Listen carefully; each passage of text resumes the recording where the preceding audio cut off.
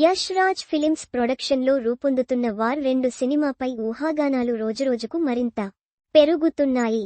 హృతిక్ రోషన్, ఎన్టీఆర్ కాంబినేషన్లో తెరకెక్కుతున్న ఈ భారీ action entertainer Yash Raj spy యూనివర్స్లో అత్యంత ముఖ్యమైన ప్రాజెక్ట్.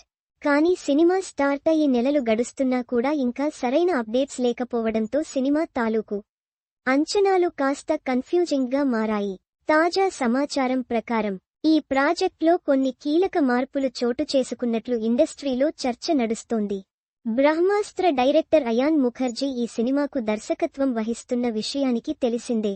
అయితే అంత సవ్యంగా సాగుతోంది అనుకున్న సమయానికి ప్రొడ్యూసర్ ఆదిత్య చోప్రా కొన్ని కీలక సన్నివేశాల పట్ల అసంతృప్తిగా ఉన్నారని టాక్ వినిపిస్తోంది.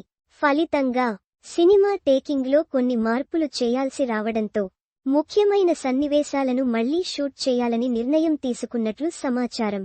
ఎన్టీఆర్ ఇప్పటికే హృతిక్తో కలిసి ఓ సాంగ్ షూట్ చేస్తున్నారు.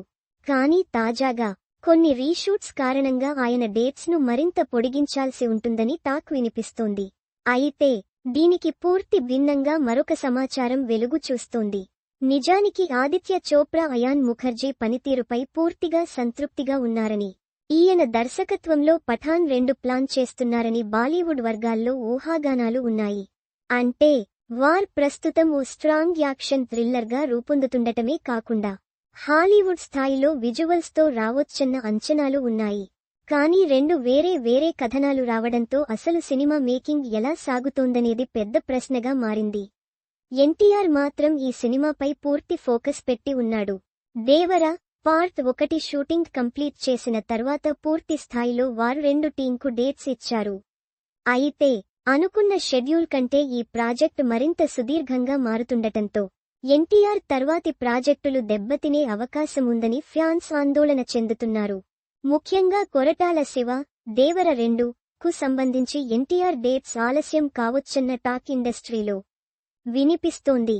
అయితే ఓ 2 ఆలస్యమైతే సినిమా బడ్జెట్ పెరిగే అవకాశముంది.